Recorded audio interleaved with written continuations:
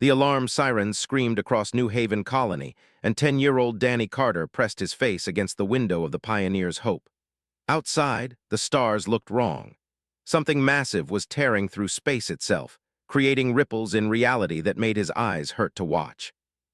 "Danny, get away from the window." His mother Lisa grabbed his shoulder and pulled him back. She was a scientist who studied alien life, and right now her face showed pure terror. That scared Danny more than the sirens. "What is it, Mom?" "The Void Serpent," Lisa's voice shook. "We need to get to the shelter now." Danny had heard stories about the Void Serpent during their 3-month journey to New Haven. Every spacer knew the tailies. For 30 years, this creature had destroyed ships and colonies across 7 star systems. Thousands had died. No weapon could hurt it, no shield could stop it, and nobody knew what it wanted or where it came from. The thing emerged from the spatial tier like a nightmare becoming real. Danny caught one glimpse before his mother dragged him toward the hallway. It was huge, bigger than any ship he had ever seen. Its body was covered in scales that looked like they were made of crystal and starlight. Massive wings stretched out, and they seemed to bend the space around them in impossible ways. Its eyes glowed with a fury that made Danny's chest hurt. The colony shook as the creature roared. The sound was not just noise. It was something deeper, something that made Danny's bones vibrate and his teeth ache. People were screaming and running in every direction. Some headed for the underground shelters. Others raced toward the small ships in the hangar, hopping to escape into space. "The medical center," Lisa said suddenly, stopping in the middle of the corridor. "I left my research files there. I need to go back." "Mom, no," Danny grabbed her hand. "It's too dangerous." But Lisa was already turning around. "Stay here, Danny. Go to the shelter. I'll be right behind you." She ran before he could argue. Danny stood frozen for a moment, torn between following orders and following his mother. Then the building shook again, harder this time. Dust fell from the ceiling. Through the windows, he could see the creature swooping toward the medical center. Danny ran after his mother. The streets were chaos. People pushed and shoved, desperate to reach safety. Council defense ships roared overhead, firing weapons that flashed like lightning. The beams hit the creature and simply vanished, absorbed into those crystal scales without leaving a mark. One ship got too close. The creature's tail whipped out faster than Danny could follow. The ship spun away, broken and burning. Danny reached the medical center just as another explosion rocked the colony. Part of the building's wall collapsed, blocking the main entrance. He could hear his mother inside, calling for help. His heart hammered in his chest. He was just a kid. What could he do? Then he saw the creature land in the plaza, right between him and the medical center. Up close, it was even more terrifying. Each scale was as big as Danny's whole body. Its claws dug trenches in the concrete. When it breathed, the air shimmered with heat and strange energy. Everyone else was running away. Danny's feet moved before his brain could stop them. He ran toward the creature. "Hey," he shouted. His voice sounded tiny and stupid. "Hey, please." The massive head swung toward him. Those glowing eyes focused on the small human boy. Danny's legs turned to water. Every instinct screamed at him to run, to hide, to do anything except stand here. But his mom was trapped. Someone had to do something. Danny took another step forward, then another. He was close enough now to see details he wished he could not see. The creature had scars all over its body, old wounds that had healed wrong. Thick chains hung from its legs, broken but still attached. One wing had tears in it, damage that looked recent. This thing was hurt, badly hurt. "I'm scared too," Danny said. His voice cracked. Tears ran down his face, but he kept walking. "I know you're angry, I know you're in pain, but my mom is in that building. She's hurt. Please don't hurt her more." The creature's mouth opened. Rows of crystal teeth gleamed. Danny could feel heat washing over him. This was it. This was how he died, but at least he tried. Then something strange happened. The creature paused. Its head tilted slightly, like a confused dog. Those burning eyes studied Danny with what almost looked like curiosity. Danny reached up with one trembling hand. He was so small compared to this being. His entire body would fit in one of those claws. But he stretched up anyway, standing on his toes, and pressed his hand against the creature's snout. The scales were warm and smooth. They hummed with energy that made Danny's palm tingle. He could feel the creature's breath, hot and smelling like thunderstorms and metal. "It's okay," Danny whispered. "You're scared, I can tell. Someone hurt you bad, didn't they?" For reasons Danny could not explain, he leaned forward and kissed the creature's snout. It was a gentle kiss, the kind his mom gave him when he had nightmares. The kind of kiss that said, "You're safe now, you're not alone, someone cares." The world exploded. Not with fire or violence, but with emotion. Images flooded Danny's mind. He saw alien worlds burning. He saw laboratories filled with screaming. He saw chains and pain and centuries of torture. He saw beings in dark robes doing terrible things to creatures they had captured.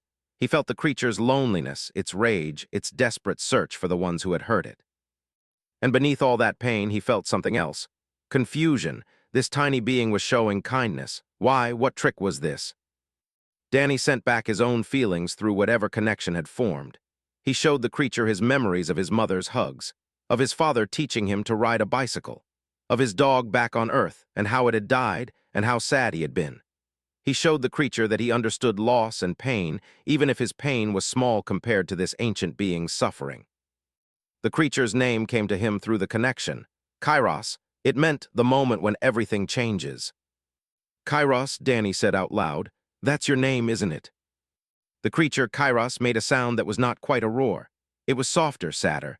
The massive head lowered until it was level with Danny's face. Those glowing eyes looked directly into his. Then everything went wrong. A council warship powered up its main cannon, preparing for one final desperate shot. The targeting system locked onto Kairos. The weapon charged with a sound like reality tearing apart. Danny saw the reflection in Kairos's eye a split second before the blast fired. Kairos's wings swept over Danny, covering him completely. The world went dark.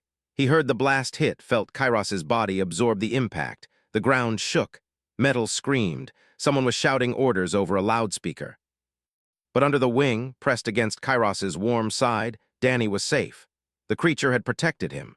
A being that had destroyed fleets, that had killed thousands, had chosen to shield one human boy rather than attack. The connection between them pulsed with something new. Not just shared pain, but shared hope. The wing lifted slowly, letting light flood back in. Danny blinked, his eyes adjusting. Kairos was looking down at him with those huge glowing eyes. The fury in them had dimmed. Now they showed something else. Confusion, wonder, and deep, deep sadness. Around them, the plaza was silent. Everyone had stopped running. They stood frozen, staring at the impossible sight. A human child standing unharmed beneath the most dangerous creature in the galaxy. "Hold your fire," the voice boomed from the speakers mounted on the council warship hovering overhead.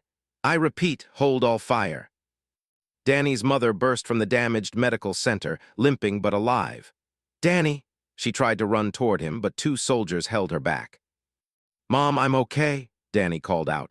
He kept one hand on Kairos's scaled leg. Through their connection, he could feel the creature's nervousness. So many weapons were pointed at them. So much fear and hate filled the air. Kairos wanted to flee, to fight, to do anything except stand here vulnerable. "Stay," Danny whispered. "Please stay. They won't hurt you if you don't hurt them." Kairos made a low, rumbling sound. The connection pulsed with doubt, but the creature did not move. A new ship landed in the plaza, smaller and sleeker than the military vessels. Its door opened, and a woman in a formal suit stepped out. She had sharp eyes and walked with confidence despite the massive alien looming over her. "My name is Wright. I'm the human ambassador to the Galactic Council." She stopped a careful distance away and looked up at Kairos. "That was quite the display. Mind telling me what just happened here?" "We're connected," Danny said. The words felt inadequate. How could he explain what he felt? Kairos didn't come here to attack. It was looking for something, for the ones who heard it. "Kairos, the creature, has a name." "Yes," Danny felt the truth of it through the bond. "And it's not a creature. Kairos is a person. Someone captured it when it was young and did terrible things to it. It's been trying to find them." Ambassador Wright pulled out a small device and spoke into it. "Get me Admiral and the Council representatives, immediately." She looked back at Danny. "Young man, what's your name?" "Danny Carter. My mom is Lisa Carter. She studies aliens." "Well, Danny Carter, you may have just made first contact with the galaxy's most wanted being. Do you think this Kairos can understand me?" Danny closed his eyes and focused on the connection. Images flowed back and forth. He could feel Kairos sorting through them, learning. "Yes, it's learning English from my mind right now, but it will take time." A tall man in a military uniform approached, his face dark with anger. Ambassador, this thing has killed thousands of our people. We should destroy it now while we have the chance. Admiral, I presume, did not look away from Kairos. Tell me, Admiral, do you often execute prisoners of war without trial? This is not a prisoner, it's a monster. I'm looking at a being with visible scars and broken chains. I'm looking at a child who made peaceful contact when our weapons failed. I'm looking at a creature that protected said child instead of killing him. His voice grew harder. What I'm not seeing is a mindless monster, Admiral. Kairos shifted its weight. The movement made everyone tense, hands moving to weapons. But Danny felt what Kairos was doing through the connection. The creature was reaching into somewhere else, some place that existed between dimensions, a pocket of space where time stood still. Reality rippled. 17 people appeared in the plaza, gasping and falling to their knees. They were dressed in uniforms from different species and different ships. Some wore the marks of the Council fleet. Others were civilians. Survivors, Danny breathed. Kairos saved them, kept them safe in that other place. The survivors looked around in confusion, not understanding where they were or how they got there. Medical teams rushed forward to help them. One of them, a man with blue skin and 4 arms, pointed at Kairos and spoke in a language Danny did not know. An alien nearby translated. He says the creature put him in stasis before his ship was destroyed. He thought he was dead. They all did. Admiral stared at the survivors, then at Kairos. His anger did not fade, but something else entered his expression. Doubt. Why, he asked, why save them? Danny listened to the images Kairos sent through their bond. Because killing them would have been too easy. Kairos wanted information. It thought maybe they knew where the architects were hiding. The architects, his eyes widened. That's impossible. They went extinct thousands of years ago. No, Danny shook his head, sharing what Kairos knew. They're hiding, waiting. They have ships in places between dimensions. They're planning something big. Kairos was supposed to be their weapon, but it escaped. Now they're making more creatures like Kairos to attack everyone. The adults exchanged glances, spoke urgently into her device. More ships arrived, bringing officials from different species. They formed a half-circle around Kairos and Danny, keeping their distance but listening carefully. Over the next hour, Danny translated what Kairos shared. The story that emerged was horrifying. The architects were an ancient species that enslaved others. They captured beings from across the galaxy and changed them, turning them into living weapons. Kairos had been taken as a hatchling from its home world. For 200 years, it had been tortured and trained. Chains that cut through dimensions kept it imprisoned. Pain was used to teach obedience. 6 months ago, Kairos had broken free. It had been hunting for any trace of the architects ever since. The ships and colonies it attacked all had one thing in common. They used architect technology or had traded with the hidden remnants of that evil empire. But you hurt innocent people, Admiral said. His voice was less harsh now, but still firm. People who didn't know about any of this. Kairos lowered its head. Through the connection, Danny felt the creature's shame and regret. It knows, Danny said quietly. Kairos knows it hurt people who didn't deserve it. The pain and anger made it hard to think clearly. All it wanted was to find the ones who tortured it and make them pay. Can we trust it? Another council member asked. How do we know this isn't some trick? Danny looked up at Kairos. The massive being looked back. Through their bond, he felt the creature's sincerity, its desperate hope that maybe, finally, someone would believe its pain was real. Kairos will help you, Danny said. It knows where some of the architect bases are. It can show you, but you have to promise not to hurt it. That depends, Admiral said. Can it control itself? Can it promise not to attack our people? Danny turned to Kairos and sent feelings through the connection. He showed the creature images of peace, of cooperation, of working together. He showed it his father teaching him to share toys with other children. He showed it the relief on his mother's face when she saw he was safe. Kairos understood. The creature's voice entered Danny's mind, not in words but in concepts. It was tired of fighting, tired of being alone, tired of pain. If these beings would accept it, help it find justice against the architects, then it would control its rage. It would be careful. Kairos promises, Danny said, and I trust it. Looked at the boy, at the creature, at the impossible bond between them. She made a decision. The council will grant temporary asylum. Kairos will be allowed to remain here under observation, but any hostile action will void this agreement. And the boy, Admiral asked, stays with his parents. but we'll need him to maintain communication with Kairos. Lisa finally broke free from the soldiers holding her and rushed to Danny. She grabbed him in a hug so tight he could barely breathe. "Don't you ever scare me like that again." "Sorry, Mom," Danny hugged her back, but Kairos needed help. "I know, baby, I know." She pulled back and looked at Kairos. Her scientific mind was already working. "We need to treat those wounds, some of them look infected." Kairos made a surprised sound. The idea that someone would want to heal it seemed strange. For so long, others had only caused pain. Over the next week, something remarkable happened. The colony slowly adjusted to having Kairos nearby. Children were the first to approach, offering flowers and drawings. Kairos was confused by these gifts but accepted them carefully, trying not to break the fragile offerings with its massive claws. Lisa worked with other doctors to treat Kairos's injuries. The creature's biology was unlike anything they had seen. Its bones were crystal that channeled energy.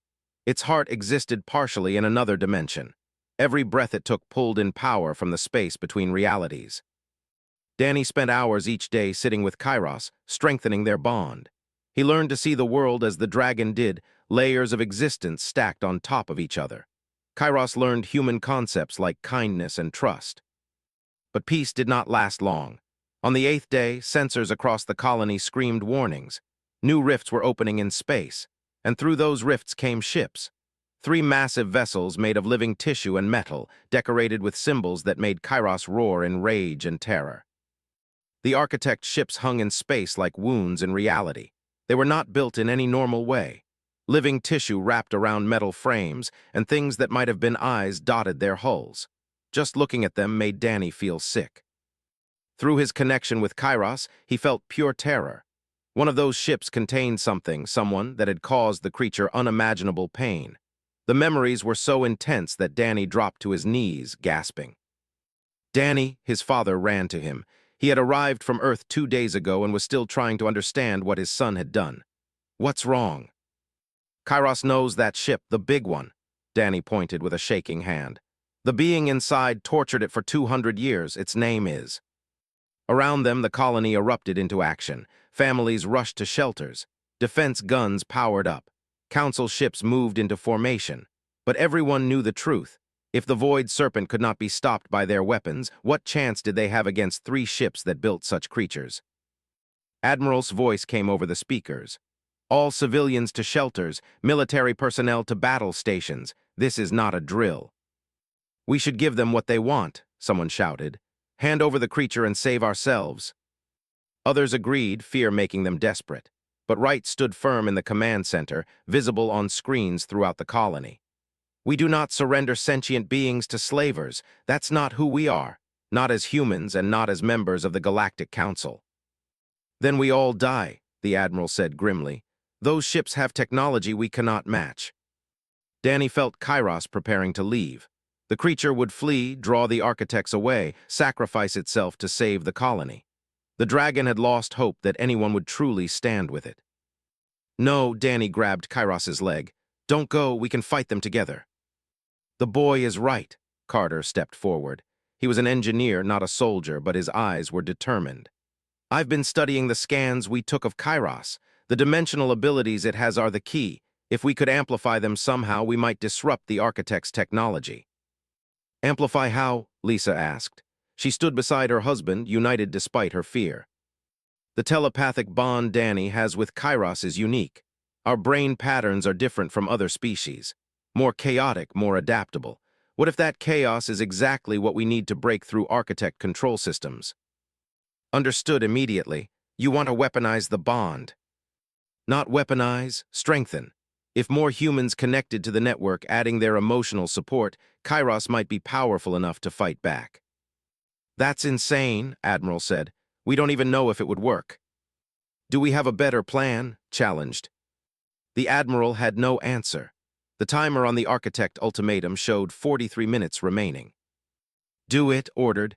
"Everyone who volunteers report to the plaza. We'll set up the equipment there." Danny's parents looked at him. They did not want to risk their son, but they also knew he was the key to everything. "It's going to hurt," Lisa said gently. "The feedback from that many minds connecting could damage your brain." "Kairos has been hurt for 200 years," Danny said. I can handle a little pain. The plaza filled with people, not just adults but children too.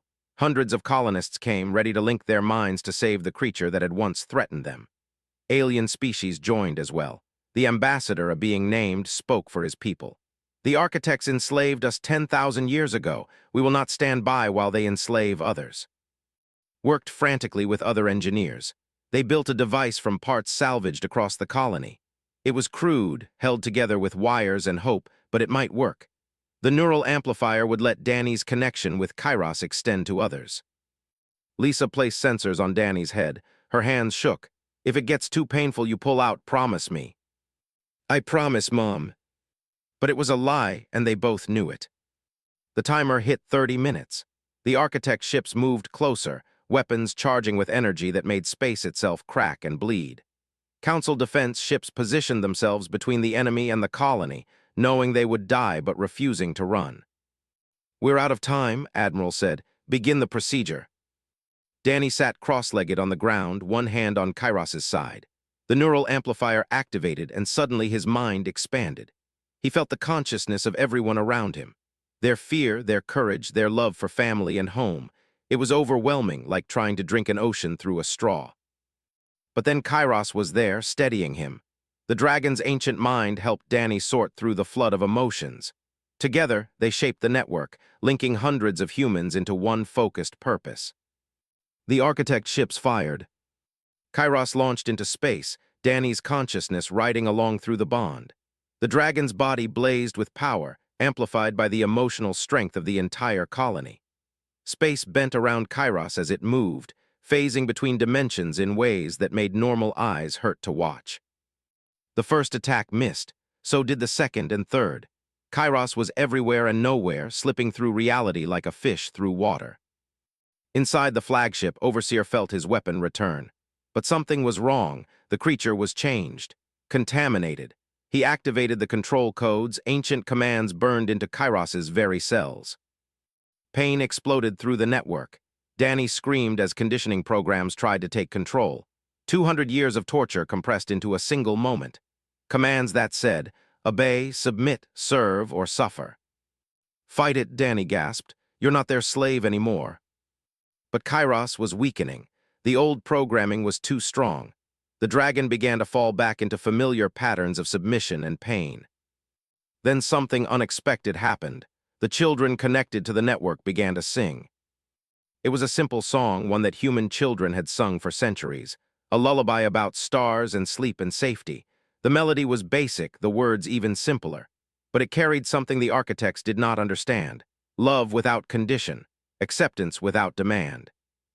Kairos heard that song and remembered Danny's kiss on its snout, remembered gentle hands treating wounds, remembered gifts of flowers from small beings who feared nothing because they chose hope instead. The conditioning broke. Power flooded through Kairos like a dam bursting. No longer holding back, no longer afraid of losing control, the dragon unleashed everything it had held in check for so long. The dimensional abilities that had been trained for war now fought for freedom. The first architect ship died quickly. Kairos phased inside its hull, past all shields and armor, and struck at the living core that powered it. The ship imploded, folding in on itself until it simply ceased to exist. The second ship tried to flee. Kairos followed it through 3 dimensions, matching every trick and turn. The dragon had been forced to learn these spaces through pain and punishment. Now that knowledge became a weapon. The ship's dimensional drive overloaded, and it tore itself apart. That left Overseer's flagship. Through the bond, Danny felt Kairos's rage building. This being had caused so much suffering, had taken a young dragon and broken it over decades of torture, had created a weapon of pain and called it progress. Kairos wanted revenge, wanted to make suffer as it had suffered. The dragon approached the flagship with murder in its heart. Stop, Danny whispered through the connection. Don't become what it made you. It deserves death, Kairos sent back, raw emotion pouring through the bond. Yes, but if you kill it, you're still doing what it trained you to do. You're still its weapon. Kairos paused, confused. The network of human minds sent waves of support. They showed the dragon another way. Justice instead of revenge, mercy instead of murder, not because deserved it, but because Kairos deserved to be free of hate. The dragon made a choice. Instead of destroying the flagship, Kairos phased inside and tore out every piece of architect technology. The dimensional drives, the control systems, the weapons. All of it was ripped away and scattered across normal space where it would burn up harmlessly. Danny's head felt like it was full of broken glass. Every thought hurt.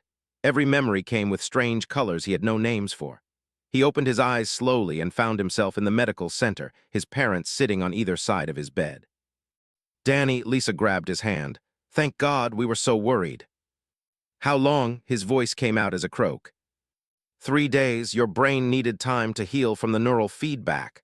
She checked the monitors beside his bed. But you're going to be okay. Kairos, waiting outside, it refused to leave, smiled tiredly. That dragon is very stubborn when it comes to you. Danny closed his eyes and reached for the bond. It was still there, but different now. Stronger, more clear.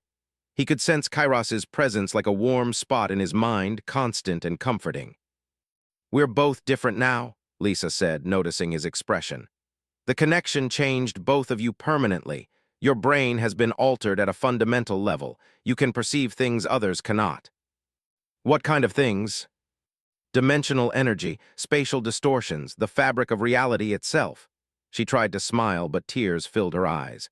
My baby can see between worlds now. Danny sat up slowly. Through the window, he could see Kairos in the plaza. The dragon's scales had changed color, shifting from cold starlight to warm rainbow hues. Children were playing around it, climbing on its tail while it watched them with patient curiosity. It's learning joy, said softly. Through the bond, Kairos absorbed something from all those human minds, hope, the ability to imagine a better future. Over the next week, Danny adjusted to his new senses. The world looked layered now, like he could see multiple versions of reality stacked on top of each other. It was confusing at first, but Kairos helped him learn to control it. The galaxy, meanwhile, was in an uproar. News of the battle had spread across every system. Species that had suffered under architect attacks thousands of years ago came forward with their own stories. The Council realized that the architects were not extinct myths, but a real present threat. Ambassador Wright worked tirelessly to build support. She formed a new division called the Dimensional Defense Initiative. Its purpose was to find and free any beings still enslaved by the architects. We need Kairos's help, she told Danny during a meeting in the command center. The dragon is the only one who knows where the architect bases are hidden. What about Overseer? Danny asked. Did he say anything? Nothing useful. He just keeps demanding to be released, claiming the Council has no right to hold him. His expression was grim. But we analyzed the technology we captured from his ship. The news is not good. She pulled up a hologram showing complex data. Admiral stood beside her, his earlier hostility toward Kairos replaced by grudging respect. The architects have been rebuilding their forces the Admiral explained. They have hundreds of creatures like Kairos in development, beings from dozens of species, all captured and turned into weapons. And they're accelerating their timeline because Kairos's escape exposed their plans. They're going to invade, said, soon, maybe within weeks. Danny felt Kairos's determination through the bond. The dragon wanted to stop this, wanted to prevent what had happened to it from happening to others. Kairos knows where the main facility is, the place where they create these weapons. If we destroy it, we can slow them down. It's going to be dangerous, Admiral warned. That facility will be deep in architect territory. The dimensional space there is toxic to most species. Even getting there will require technology we barely understand. I can help with that, said. He had been working with Lisa and other scientists to study the bond between Danny and Kairos. The connection is the key. Danny can navigate dimensional space because he sees it the way Kairos does. If we build a better version of the neural amplifier, he could guide a ship through. Absolutely not, Lisa said firmly. I am not sending my 10-year-old son into enemy territory. Mom, I have to go. Kairos can't do this alone. Then we go together, as a family, looked at his wife. This is bigger than just us. The architects are planning to enslave entire species. If we can stop them, we have to try. The argument went on for hours, but in the end, Lisa agreed. Not because she wanted to, but because she understood what was at stake, and because she knew that trying to stop Danny would only drive a wedge between them. The mission was planned carefully. A strike team was assembled from multiple species, each bringing unique skills. Danny would guide them through dimensional space. Kairos would provide combat support. The goal was to reach the breeding facility and destroy it before the architects could deploy their weapons. Training began immediately. Danny worked with Kairos every day, learning to navigate the strange spaces between realities. It was like learning to swim in water that did not follow normal rules. Sometimes up was down. Sometimes forward was backward. Time itself moved differently in these spaces. Other humans volunteered to join the neural network again, providing support for Danny during the mission. Among them were many of the children who had sung during the battle. They wanted to help, wanted to be part of something important. But something else was happening too. More beings were arriving at New Haven Colony. They came through dimensional rifts drawn by Kairos's energy signature. They were broken creatures, half-mad from torture and conditioning. Some were still controlled by architect implants. Others had escaped but did not know how to be free. Danny worked with them gently. He approached each one with the same compassion he had shown Kairos. It was slow work. Some creatures were too damaged to reach, but others responded to kindness, to patience, to the simple act of being treated as people rather than weapons. Kairos helped remove the control implants. The process was agonizing but necessary. Each freed being provided more information about architect operations. The picture that emerged was terrifying. The architects had been preparing this invasion for thousands of years. They had patience that spanned generations and resources hidden across multiple dimensions. "We're not ready for this," Admiral admitted during a strategy meeting. "Even if we destroy the breeding facility, they have other bases, other weapons. This is going to turn into a long war." "Then we better start winning battles," said, "beginning with this strike." The day of departure arrived too quickly.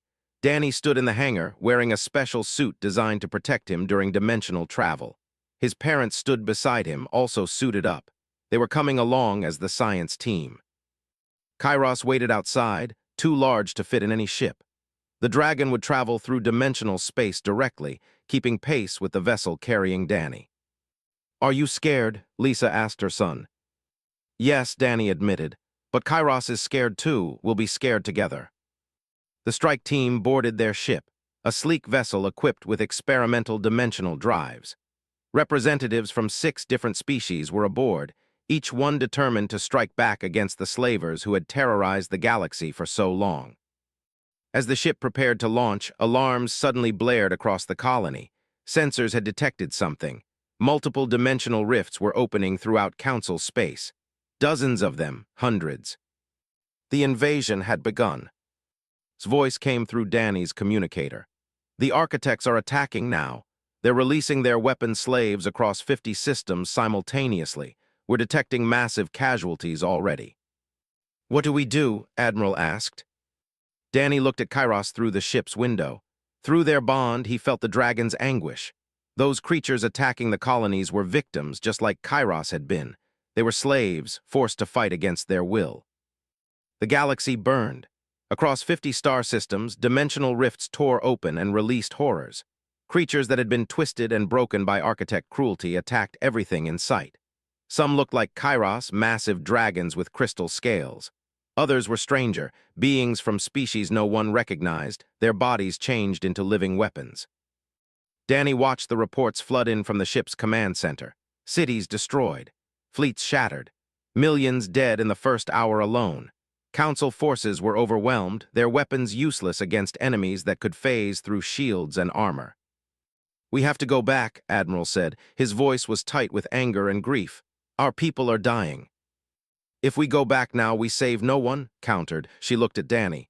"Explain your plan." Danny's hands shook as he pulled up the neural amplifier controls. "When Kairos attacked, it was controlled by pain and rage. But when I connected with it, showed it compassion, the control broke. The bond we formed was stronger than the conditioning." "You want to form bonds with all of them?" asked. "Son, there are dozens of these creatures. The neural feedback almost killed you with just one." "Not just me, everyone." Danny looked around at the strike team, at the volunteers from across the galaxy. "If we can create a network big enough, strong enough, we might reach all the enslaved creatures at once. Show them what Kairos learned, that freedom is possible, that someone cares." Lisa ran calculations on her tablet. The energy requirements would be enormous, and the risk to Danny's mind is extreme. He could be permanently damaged or worse. Then we don't do it, said firmly. We find another way. But Danny was already connecting to Kairos through their bond. He showed the dragon what he planned, felt Kairos's immediate refusal. The dragon would not risk Danny's life. You risked everything to be free, Danny sent back through the connection. Now others need that same chance. I can't just watch them die as slaves. Images flowed between them. Kairos showed Danny memories of the other creatures in the breeding facility. They had names, histories, families they had been stolen from. Every one of them had been a person before the architects broke them. Help me save them, Danny pleaded. Kairos hesitated, then agreed. But only if the dragon could bear most of the burden.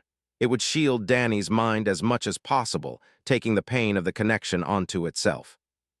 Okay, Danny said out loud. Kairos is in, now we need volunteers. The response was immediate. Everyone on the ship stepped forward. So did thousands of people across the colonies, listening through communication channels. Humans, aliens, soldiers, civilians, they all wanted to help. This is insane, Admiral muttered, but he activated the fleet-wide communication system. All ships prepare to link into the neural network, protect the civilians providing support, and may whatever gods you believe in help us all. The neural amplifier powered up. Danny closed his eyes and felt his consciousness expand. First the ship, then the colony, then across light years of space. Thousands of minds linked together, their emotional strength flowing toward one central point. Danny became a bridge. On one side, the collective hope and compassion of free beings. On the other, the pain and fury of the enslaved creatures attacking across the galaxy. The connection formed. Danny gasped as he felt everything at once. The rage of a creature that looked like a living storm, destroying ships with bolts of lightning. The sorrow of a being made of stone and crystal, crushing cities under its feet. The confusion of something that existed in 6 dimensions at once, not understanding why it was attacking. They were all victims, all suffering, all alone. Through Kairos, Danny sent out one simple message. A memory, a feeling. The moment when a small human boy had kissed a dragon and said, "You're not alone anymore." The effect was immediate. One creature paused in its attack, confused by the sudden emotion flooding its tortured mind. Then another stopped, then 10 more. But the architect overseers felt it too. They activated master control codes, trying to force their weapons back into obedience. Pain signals flooded through the network. Danny screamed as the agony hit him. It was like being burned alive from the inside out. "We're losing him," Lisa shouted. Medical monitors shrieked warnings. Kairos roared and threw itself fully into the network. The dragon wrapped its consciousness around Danny, absorbing the worst of the pain. But even Kairos could not shield him from everything. Then something unexpected happened. The humans in the network began to sing. It was the same lullaby the children had sung during the first battle. Simple words about stars and sleep and safety. But now thousands of voices sang it, humans and aliens both, the melody spreading through the network like light through darkness. The enslaved creatures heard that song. They felt the emotions behind it, love without condition, acceptance without pain, the promise that they could be more than weapons. One by one, they broke free from the conditioning. A dragon covered in black scales turned on the architect ship controlling it. A being made of liquid metal stopped destroying a colony and instead used its power to shield civilians. The living storm creature redirected its lightning against bioships rather than defense fleets. Across the galaxy, the invasion began to collapse. The architect's perfect weapons were choosing freedom over obedience. Overseer, commanding the attack from a hidden base, felt his control slipping. He pushed harder, sending more pain through the control systems, but for every creature he forced back into obedience, 10 more broke free. The network was too strong, the compassion too real. In desperation, launched his flagship from the hidden base. He would go to the source of this disruption and destroy it personally. He would kill the human child who had ruined everything. But he had forgotten something. The freed creatures knew where he was, and they remembered what he had done to them. Dozens of beings phased into existence around ship. They did not attack immediately. Instead, they sent a message through the network, one that Danny translated. Justice, not revenge. The creatures disabled ship carefully, precisely. They removed its weapons and drives without destroying it. Then they brought it to New Haven Colony, to the place where freedom had first been offered. Danny woke on the floor of the ship's command center. His nose was bleeding and every part of his body hurt. But through the bond with Kairos, he felt something new. Joy, relief, the sensation of chains breaking. "It worked," he whispered. "They're free." The network dissolved slowly, carefully. Medical teams rushed to help everyone who had participated. Danny's brain showed signs of stress, but nothing permanent. He would need rest, but he would recover. Outside, the galaxy was changed. Freed creatures appeared in every system where fighting had occurred. Some were still dangerous, too damaged to be fully healed, but others were lucid, grateful, ready to start new lives. The Council granted emergency citizenship to all freed beings. New Haven Colony became a sanctuary where former slaves could recover and learn to live without pain. Kairos landed beside the ship as Danny was helped outside. The dragon lowered its massive head and gently touched the boy's forehead. Through their bond, Danny felt gratitude so deep it made his chest ache. "We did it together," Danny said. "You and me and everyone who believed freedom was worth fighting for." Over the following months, the galaxy slowly healed. The architect threat was not eliminated, some still hid in dimensional pockets, but they were crippled. Their grand invasion had failed. Their weapons had turned against them. Danny went back to school, though his teachers had to adjust to a student who could see through walls and sense dimensional energy. Other human children were forming bonds with freed creatures, humanity's natural empathy making them ideal companions for beings learning to trust again. Kairos learned to live at peace. The dragon took classes in art and music, fascinated by creative expression it had never been allowed to experience. It learned to play chess with and helped Lisa with her research. At night, Kairos would curl up in the garden outside the Carter home, scales glowing softly in the dark. Danny would often sit with Kairos under the stars, sharing thoughts and dreams through their bond. The dragon taught him about distant galaxies and ancient civilizations. Danny taught Kairos about hope, laughter, and the simple pleasure of chocolate ice cream. "Do you miss your home world?" Danny asked one evening. Kairos considered the question. Through the bond, Danny felt complex emotions, sadness for what was lost, but also contentment for what was found. "This is home now," Kairos replied. "With you, with your family, with all who choose kindness over cruelty." News arrived regularly of freed creatures adapting to their new lives. A dragon made of living fire became a rescue worker, using its flames to cut through debris and save trapped people. A being that could manipulate gravity helped build space stations. The storm creature learned to generate power for colonies, its lightning carefully controlled. The Dimensional Defense Initiative grew strong, dedicated not just to fighting architects, but to finding and freeing any remaining slaves. Danny joined as a consultant, using his unique perception to help navigate dimensional space. On his 11th birthday, Danny made a wish as he blew out the candles on his cake. He wished that every being in the galaxy would have what Kairos now had: safety, purpose, the freedom to choose their own path. Kairos, feeling the wish through their bond, added its own hope. That compassion would always be stronger than cruelty. That even the most broken beings could be healed with patience and love. That a simple kiss from a brave child could change the fate of entire civilizations. Years would pass. Danny would grow up, eventually leading the Dimensional Defense Initiative himself. Kairos would remain by his side, the bond between them only strengthening with time. Together with thousands of freed beings and willing humans, they would hunt down the remaining architects and dismantle their evil empire piece by piece. But that was still to come. For now, on this quiet evening on New Haven Colony, a boy and a dragon sat together under alien stars. They did not speak, did not need to. Through their bond flowed contentment, gratitude, and the unshakable certainty that they were exactly where they belonged. In the garden, flowers that the neighborhood children had brought swayed in the breeze. Kairos had carefully planted each one, learning patience and gentleness from beings who saw not a monster or a weapon, but simply a friend. And in that moment, surrounded by love and peace, both Danny and Kairos understood the truth that would echo across the galaxy for generations to come. The strongest force in the universe was not weapons or technology or even dimensional power. It was compassion, the willingness to see suffering and choose to help, the courage to offer kindness to those the galaxy had deemed monsters. The simple act of reaching out, of connecting, of saying through words or actions or one gentle kiss, "You are not alone, you are not forgotten, you are worthy of love."